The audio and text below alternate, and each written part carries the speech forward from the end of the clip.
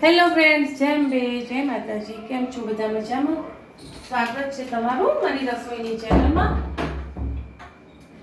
Like, comment, subscribe કરવાનું ભૂલતા નહીં. આજે આપણે બનાવીશું મસ્ત પૌવા ચીલી અમેરિકન કોર્ન ટિક્કી.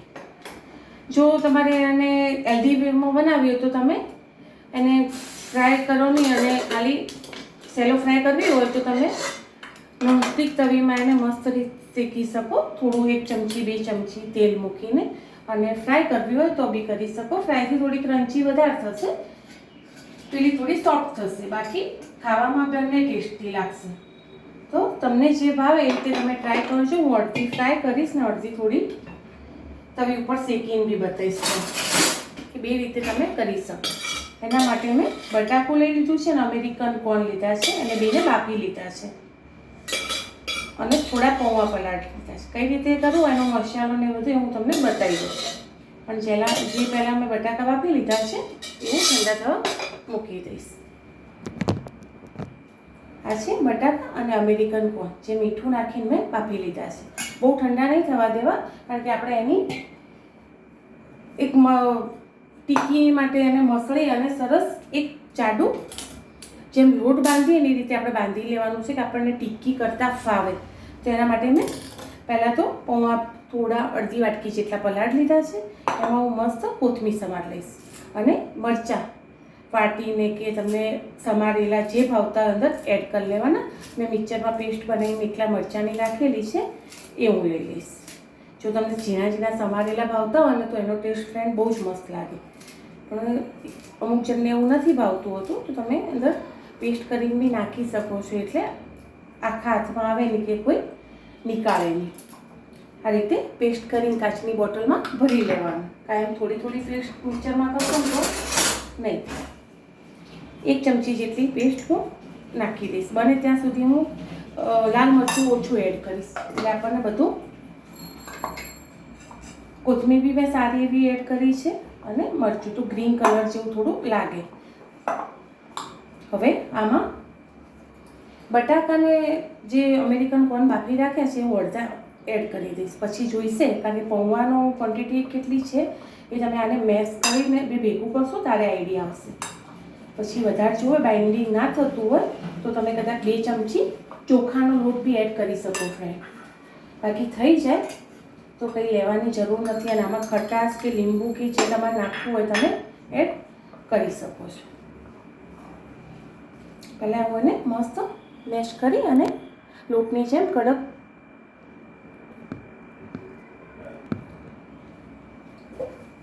એમાં જશે થોડી ખાંડ અને લીંબુ નીચોઈ દેવાનું. લીંબુ ના હોય તો તમે લીંબુના ફૂલ બી એડ કરી શકો છો. ખટાશ જો નાખવી હોય તો, નહીં તો એટલી જ ખાંડ બી ચાલે. જોડે સોસ કે ચટણી જોડે ખાવાના હોય તો 2-3 બટાકાના પીસ હું બીજા એડ કરી લઈશ. એમાં ખાલી મીઠું મેં બાફવા માટે નાખ્યું હતું, પણ થોડું ઓછું લાગે તો હું એડ થોડું મીઠું કરી લઈશ. અને આમાં મેગી મસાલો એડ કરીશ. બીજો મરચું કે ગરમ મસાલો કે એવું કંઈ એડ કરીશ નહીં. એ બી થોડો જ, એનાથી ટેસ્ટ છોકરાઓને સારો લાગે. અડધી ચમચી જેટલું મેં લીધો છે. સારામાં સારા મેં હવે મરચાં એડ કર્યા છે લીલા, કે ખાવામાં બી અલગ લાગે અને કલર બી સારો લાગે. આ રીતે બધું હું મિક્સ કરી લઈશ. અને જો અમેરિકન કોર્ન તમને એવા ઊભા ના ફાવતા હોય કે ભાઈ ભાગતા નથી, અત્યારે સિઝન નથી એટલે એવું બહુ થોડા કડક દાણા આવતા હોય ને, તો તમે મિક્સરમાં પીસીને બી નાખી શકો છો. આ રીતે આપણે ટિક્કી બને એ રીતનું મસ્ત તૈયાર કરી લઈશું. મસાલો તમારે ચાખી લેવાનો, તમારા અનુકૂળ પ્રમાણે મસાલો તમે કરી શકો આ રીતે. અને તો બી તમને એમ લાગતું કે ભાગી જાય છે તો તમે એક મસ્ત 1 ચમચી કે 2 ચમચી અંદર ચોખાનો લોટ એડ કરી શકો, કાં તો પછી મકાઈનો લોટ હોય તો બી એડ કરી શકો. જે તમારો ટેસ્ટ તમને ભાવે એ રીતે તમે એડ કરી શકો. ચાલો, તૈયાર થઈ ગયું છે. આપણે 5 મિનિટ એને રેસ્ટ આપી દઈશું. પછી પહેલાં હું તમને તવીમાં એને સેલો ફ્રાય કરીને બતાવીશ, અને પછી આપણે તળીશું. ચલો ત્યારે મસાલો તૈયાર થઈ ગયો છે. આપણે તવીમાં થોડું પહેલાં તેલ મૂકી અને એ રીતે ક્રન્ચી કરીશું તો તળવી ના પડે તીખી. એના માટે મેં થોડું 2-3 ચમચીથી થોડું વધારે લઈ લેવાનું. હું તમને બતાવી દઉં. અને મસાલો તૈયાર કરી લીધો છે. એને હું આપણે શું કહેવાય ફ્રેન્ડ મકાઈના લોટથી થોડું કોટ કરીશ. એમ થોડુંક જ આવતો જતો, બહુ નહીં. સહેજ જ એમાં આપણને અલગ ક્રન્ચીપણું લાગશે, સારું લાગશે. તમે બી આ રીતે ટ્રાય કરજો. થોડો લોટ અંદર લઈ લેવાનો આ રીતે. પછી જરૂર પડશે તો આપણે બધા લઈ લઈશું. ચાલો, તેલ લઈ લીધું છે મેં. હવે આપણે નાની નાની તીખી જાડી પતળી તમને જેવો ટેસ્ટ ભાવતો હોય છે એવી કરી લેવાની. આમાં મેં લીધા છે પૌવા, બટાકા, અમેરિકન પણ અને કોથમીર અને મરચાં, બસ એટલું. અને તેલ લીધું છે 1 મોટો ચમચો. આટલો નોર્મલ લોટ હોય મકાઈનો એ મસ્ત ખાલી નોર્મલ તમારે એના સહેજ તીખી આટલી કરી જેવો ટેસ્ટ તમને જેટલી નાની પતળી જાડી તીખીનો ભાવતો હોય એવો ટેસ્ટ એવી તીખી તૈયાર કરી અને તમારે એને લોટમાં ખાલી એક જ વાર આ રીતે કરી લેવાનું. ઈચ્છા હોય તો, એવું કોઈ જરૂરી નથી. અને તેલ ગરમ થાય પછી એના હાથે ધીમા તાપે તવીમાં શેકી લેવાની. તો તમારે તળવાની બી જરૂર નહીં પડે. અને જો વધારે ક્રન્ચી ને વધારે ક્રિસ્પી ખાવી હશે તો પછી તળીને કરવી પડશે. બાકી તમે ગમે તે રીતે આ કરી શકો. એર ફ્રાયર હોય તો એર ફ્રાયરમાં તમે બનાવી શકો. આ ટીકી ખાવામાં બહુ જ મસ્ત લાગે. અત્યારે તો કેરી આવે છે, એની ચટણી જોડે તમે ખાઓ ફ્રેન્ડ તો બી મસ્ત લાગે. પછી આપણા ઘેર એનો છૂંદો કરતા હોઈએ છીએ, મોરંબો હોય કે અલગ અલગ. અત્યારે તો કેરીની કેટલી સિઝનનું બધું અલગ અલગ ફ્રેન્ડ બનતું હોય છે. 2 મિનિટ હું ગેસ ફૂલ કરી લઈશ. પછી થોડું તેલ ગરમ થઈ ગયા પછી ધીમો કરીશ. નોનસ્ટિક છે એટલે વાંધો નહીં આવે. આ રીતે આપણે બધી ટીકી કરી અને એને ધીમા તાપે તળી લઈશું. આમાં તમે ચીઝ કે પનીર કે કોઈ બી વસ્તુ એડ કરવા માગતા હોય, ગાજર છે, વટાણા હોય છે, જેટલા વેજીટેબલ તમારે લેવા હોય એટલા તમે આમાં લઈ શકો છો.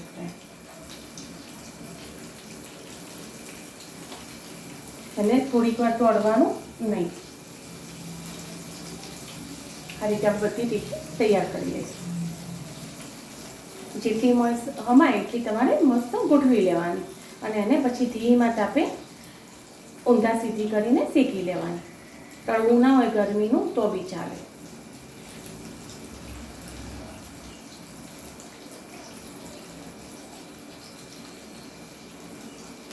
એક હું લોટ લગાવ્યા વગર મૂકીશ. કેવું લાગે છે, કેવું બને છે આપણે જોઈ લઈએ.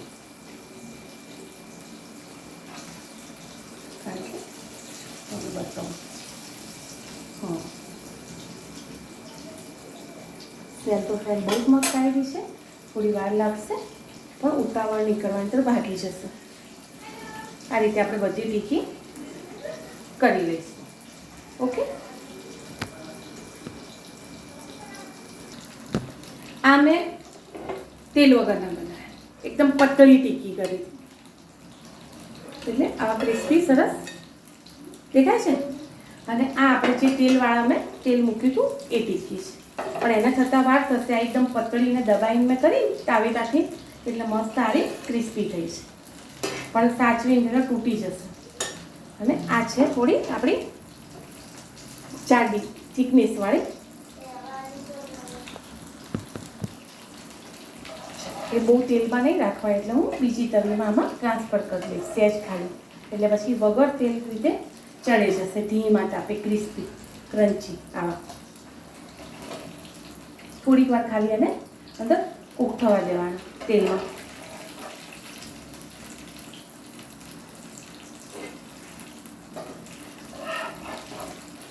આ રીતે તવીમાં શેકશો ને તો સારા લાગશે. તમે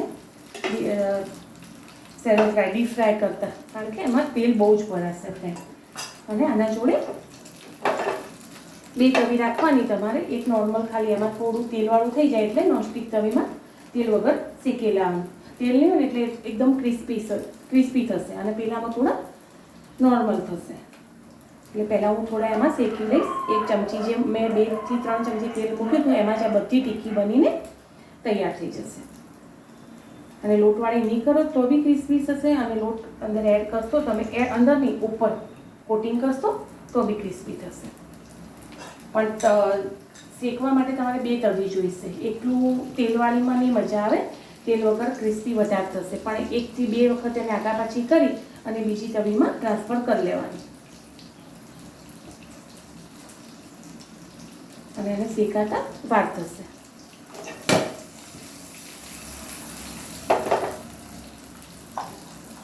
આ રીતે આપણે બધી ટીકી કરી લઈશું અને જેના જોડે તમારે ખાવી હોય એના જોડે તમે ખાઈ શકો. દહીં છે, સોસ છે, ગ્રીન ચટણી છે, આંબલીની ચટણી, કેરીની ચટણી, કેટલા બધા ઓપ્શન હોય છે આપણી જોડે ખાવાના. ખાલી કોઈને બનાવતા જોર ના આવવું જોઈએ.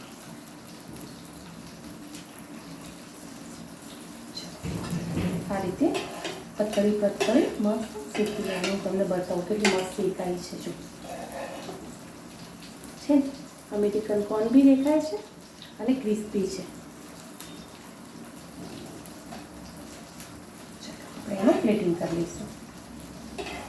આગા પાછી કરી અને શેકાઈ જવાની. બહુ આગા પાછું કરશો તો તૂટવાનો ડર રહેશે.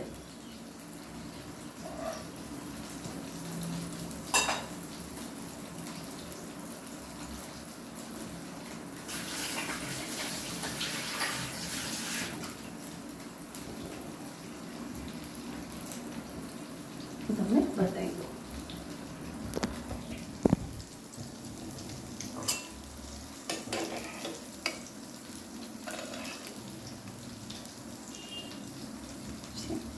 પછી લોટવાળું હતું ને એટલે થોડો ડાર્ક કલર થયો છે. એમ ફેવરી દેવાનું. આ છે આપણી અમેરિકન કોર્ન બટાકા પૌવાની ટિક્કી ફ્રાય.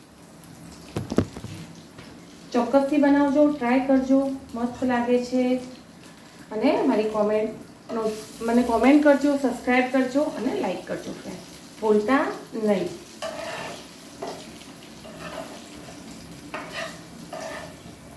સબસ્ક્રાઈબ કરવું એકદમ ફ્રી છે ફ્રેન્ડ. કોઈ જ એમાં લોકો યુટ્યુબવાળાએ ચાર્જ મૂક્યો નથી.